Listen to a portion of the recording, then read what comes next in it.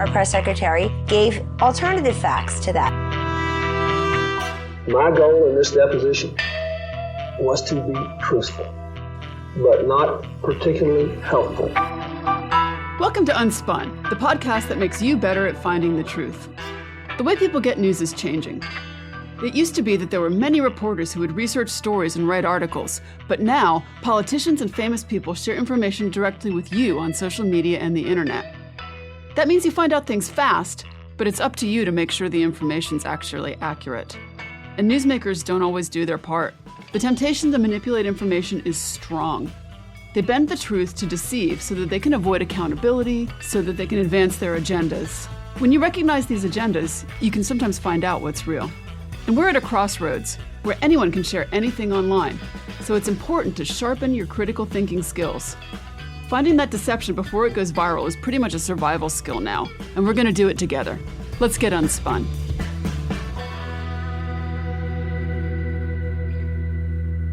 I did you, I think, no personal injury, Mr. Cole. No, sir. And if I did, I beg your pardon. Let us not assassinate this lad further, Senator. Let's let you have done and done.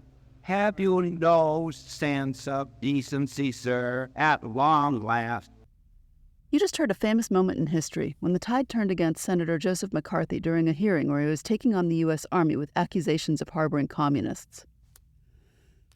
McCarthy is, of course, well known, but the interesting bit, I think, is the other voice that you hear. McCarthy, a name synonymous with fear and paranoia, was a real master of the dramatic.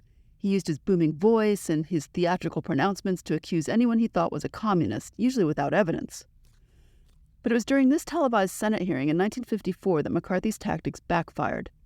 He was attacking the U.S. Army, claiming they were harboring communists and that the entire nation was watching. On the other side of the table sat Joseph Welch, a lawyer who was defending the Army. As McCarthy launched into a tirade against a young lawyer named Fred Fisher, accusing him of being a communist, Welch had it. He stood up, his voice shaking with emotion, and you heard him say, "Until this moment, Senator, I think I never really gauged your cruelty or your recklessness." He went on, "Let us not assassinate this lad further, Senator. You've done enough. Have you no sense of decency, sir? At long last, have you no sense of decency?" Fisher was a young lawyer who was just doing his job defending the Army, and he was caught in McCarthy's crosshairs. He wasn't actually accused of being a communist himself, but McCarthy used his association with a case involving a private contractor, Irving Perez, who had been accused of being a communist, to attack Fisher. McCarthy's accusations were unfounded. It was a tactic to further his own agenda of fear and suspicion, but it was devastating for Fisher. The moment Welch challenged McCarthy, asking him if he had any decency, became a real turning point in the McCarthy era. It was a powerful moment of resistance against fear and injustice, and it helped to bring down McCarthy. Welch's technique that really turned the attitude of the country away from McCarthy was to use an appeal to emotion. You know that question, have you no sense of decency? It was more than just a rhetorical question. It was a direct assault on McCarthy's character and a call to the audience's sense of fairness. Welch, who was known for his calm demeanor, was visibly shaken by McCarthy's relentless attacks on Fisher. By appealing to McCarthy's sense of decency, Welch was not only challenging his actions, but also calling upon the audience to recognize the cruelty and recklessness of McCarthy's tactics. That question, have you no sense of decency, it resonated with the American public because they were kind of getting tired of McCarthy's fear-mongering. That appeal to emotion is a logical fallacy where someone tries to persuade other people by appealing to their emotions rather than using reason or evidence. It's a fallacy that manipulates people's feelings to make them believe something, even if it's not logically sound. So imagine a news report about a murder trial, and maybe the reporter uses graphic descriptions of the victim's injuries, or they play emotional music in the background, or they interview grieving family members who say how angry they are and how much they want justice. This kind of emotional manipulation tries to make viewers feel sympathy for the victim and anger toward the defendant, even if the evidence presented in the case is not conclusive. So here's another example. What is it about this story that has gripped America, do you think? Well, Piers, that's an excellent question, and a lot of people have wondered about that, and I think it boils down to something very simple. The little girl you see on the screen, there's something about Kelly herself her smile, her persona. We see her in video. We hear her voice. A lot of times when children go missing, we don't have the photos or the videos to really get to know them. And also, Piers, I believe that when you look at Tot Mom, Casey Anthony, it's almost as if the mind is tricking the eye, because you hear this damning evidence about her and you look at her in court. She's sweet looking, petite. She looks pale and frail with her hair back in a ponytail like a cheerleader. And it's hard to take in and assimilate that what you're seeing is not what the evidence is telling you. I mean, given all your experience with these kind of things, Nancy, do you think there's much doubt that she was responsible for the death of her daughter? Well, in my mind, based on the evidence that I have heard, and I've still got to hear the rest, the defense may surprise me, but the fact that she lied for 31 days after her daughter goes missing, and now we hear an opening statement, she's saying her father is the one that disposed of his little granddaughter's body. And by all accounts, Piers, Kelly was the love of George and Cindy's life. That voice is Nancy Grace, who is a personality on CNN, and she's talking during the trial of Casey Anthony. Casey Anthony was a Florida mother who was charged with killing her young daughter, Kaylee. Casey Anthony was actually acquitted of that murder. She was found not guilty. But if you listen to Grace's words, she's appealing to emotion as well. Maybe you could even hear the air quotes around "goes missing." You can see them in the video as Grace is transferring her tone of incredulity to the viewers. Now, it might seem to you that strong emotions is a good way to get justice, because after all, feelings like empathy and anger can make us act. But relying only on emotions can actually get in the way. First, trying to make people feel something can make them ignore facts. People might exaggerate details, pick and choose what information to share, or tell a story in a way that makes people feel a certain way. That can make it hard to understand what really happened and make it difficult to be fair. And second, emotions can cloud your judgment.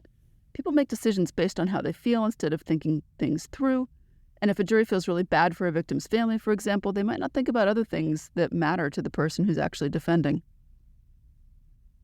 And then trying to make people feel something can make them think in terms of us versus them. And that makes it really hard because it's a powerful and it's really a dangerous tool that sometimes shows up in news coverage, particularly when you're dealing with controversial or divisive topics like court cases. It takes complex issues and it simplifies them. It divides people into two groups, the good guys and the bad guys, and it just ignores all those nuances and complexities of a story, kind of overlooking those gray areas, and it plays on those existing biases and prejudices. For example, a news report might portray a defendant as a monster to evoke fear and disgust, while portraying the victim as a saint to evoke sympathy and outrage. This creates a sense of us, everyone who shares the same values, and them, those who are different or opposing. And it makes it difficult to approach issues with objectivity. People are more likely to support their in-group and to dismiss people in that out-group, even if the people in the out-group have a really valid perspective.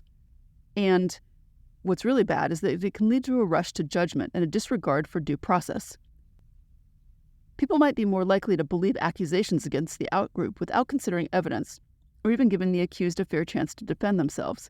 I think you see this sometimes in social media mobbing, where you'll see a video of someone, and people will just decide that they've done this terrible thing, and sometimes try to look them up and embarrass them and ruin their lives and those kind of things.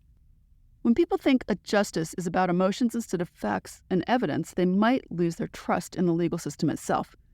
And when people get cynical like this and think the system's unfair, it just gets worse when you try to get justice for people. So, emotions are important, but they shouldn't be the only thing that guide the search for justice.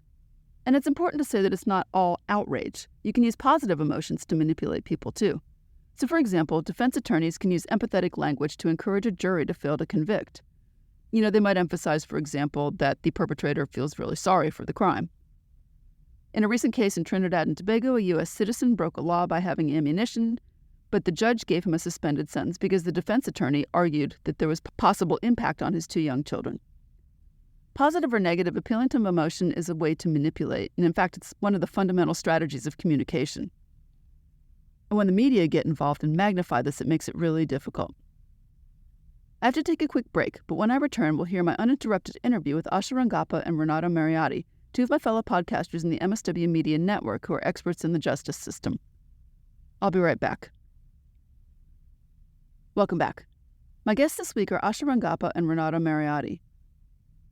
Asha Rangappa has been a special agent in the New York division of the FBI, and she specialized in counterintelligence investigations. And she's also taught national security law at Yale, Wesleyan, University of New Haven. She publishes op-eds in the New York Times, The Atlantic, The Washington Post. She's appeared on NPR, the BBC, major television networks, and she's a legal and national security analyst for CNN. Renato Mariotti has worked as an attorney and a federal prosecutor, and he's investigated and prosecuted hundreds of cases in areas like child exploitation, human trafficking, and public corruption. Then he returned to private practice in 2016, and he's a frequent legal contributor on CNN and MSNBC. Asha and Renato, welcome to UnSpun. Okay, so one of the things that I'm really curious about, and I think my listeners are too, is what are some of the ways that news coverage can actually affect a trial? So I'd say a couple different ways. One is that it can impact jurors. It can impact jury selection, and then it can impact the people who ultimately end up on the jury.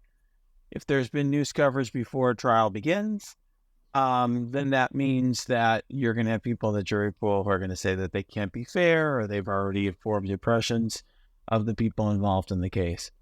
News coverage in the midst of the trial can potentially influence jurors if they inadvertently view that news coverage. So that's an issue as well. But news coverage, can also create a circus around the trial and create a situation where, for example, there's media in the courtroom, and potentially generate press attention that brings people out of the woodwork that can be witnesses at the trial as well. Oh, okay. So there can be positive and negative effects. Potentially.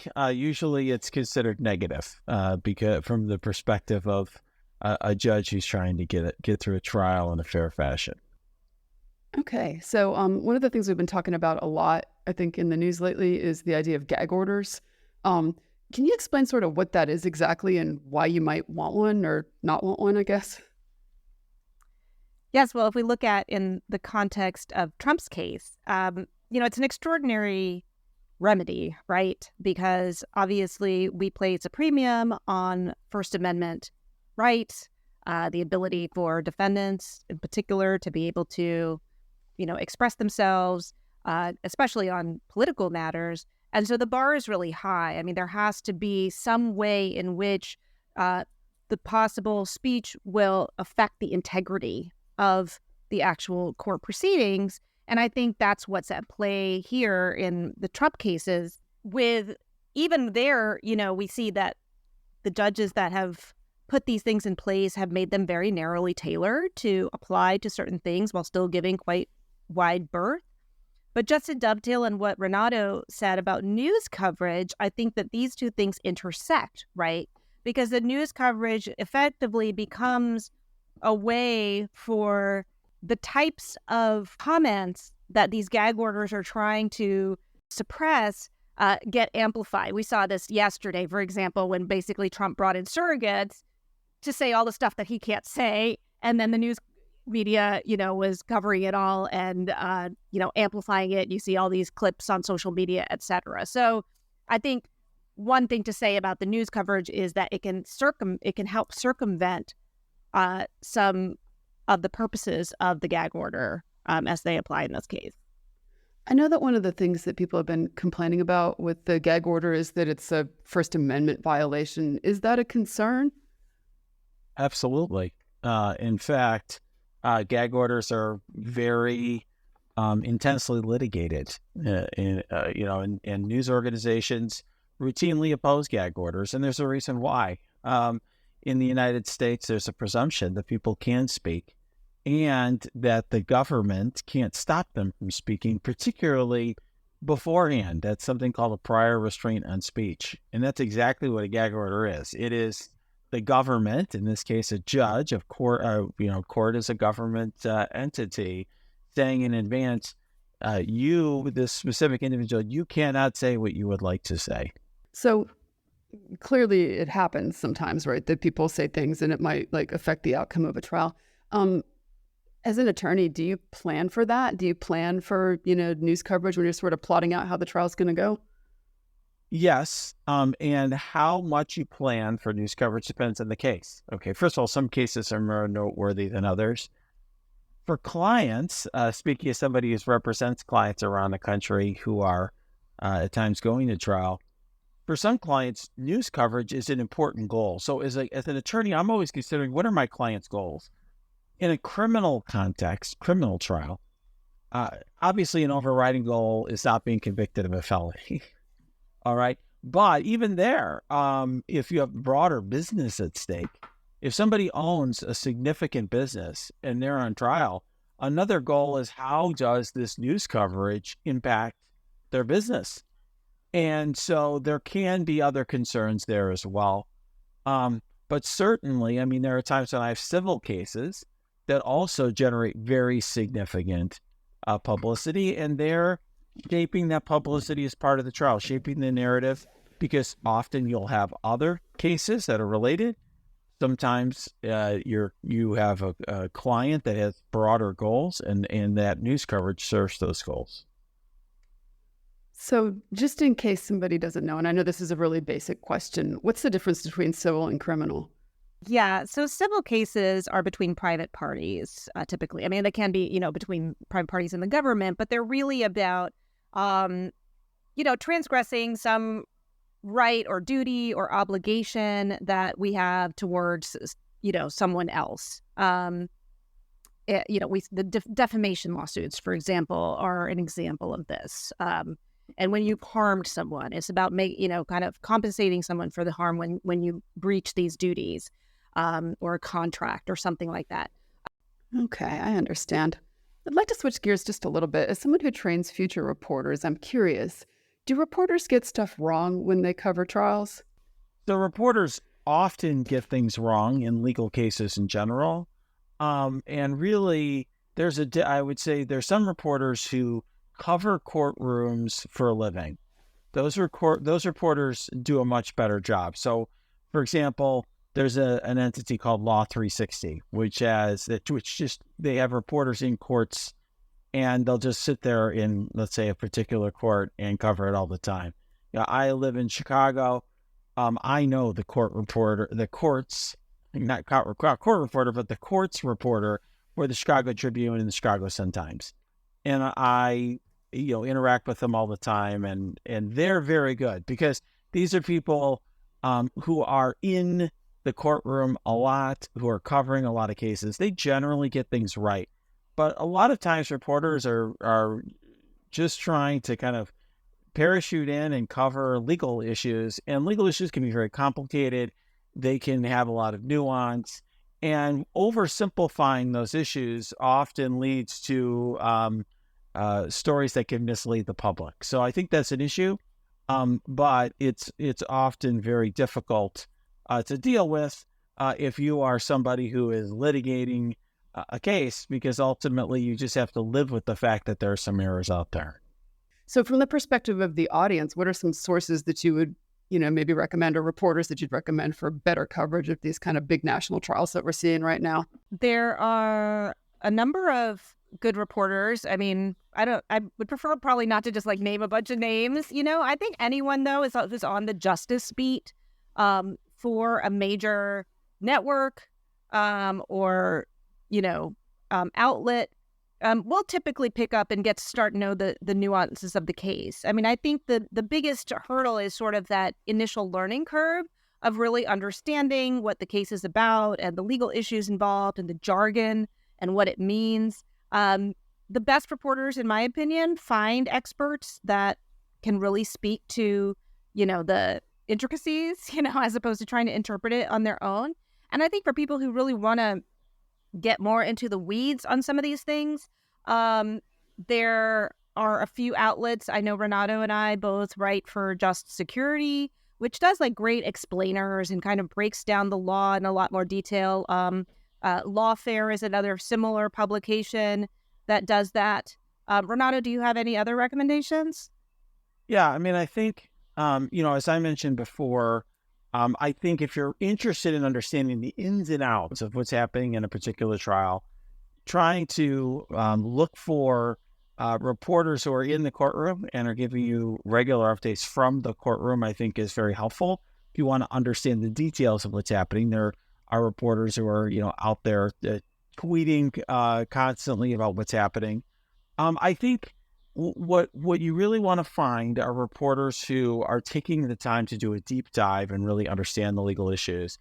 I think for major publications, like if you're talking about periodicals, I mean, the New York Times and Wall Street Journal reporters, in my experience, have really taken the time to do a deep dive on trials that I have followed. I also think at times Bloomberg and CNBC on business-related trials, like for example, the FTX trial, have really gotten in the weeds and tried to do that. But you need reporters who aren't just viewing this as like an event, a one-time event. Hey, this happened today. I am reporting on this verdict, but actually are taking the time to dive in and understand it. Okay. So looking for those bylines that you see again and again on those court-type stories would probably be a good idea. That's right. So I know sometimes you'll see people who are, maybe accused in a criminal trial, and they actually go out and talk to the media themselves. And from the media perspective, I know the media loves that, right? They'll set up all the little mics for you and ask you a ton of questions and stuff. Is that a good idea for someone who's a, defendant to do that? I think Renato might be the better person to answer this question. It is generally not a good idea for a defendant to go out and speak to the press while an investigation or a case is ongoing. You might be familiar with the Miranda warning after someone is arrested, where they say you have the right to remain silent. Anything you say can and will be used against you in a court of law. And the reason that they say that is because anything you say can and will be used against you in a court of law. And I think often there is a tension between trying to please the court of public opinion and what your interests are in the court of law. You don't want to say things that are contradictory, for example, to things that you might be a part of your defense. You might not want to confess things that can help the government prove a case against you.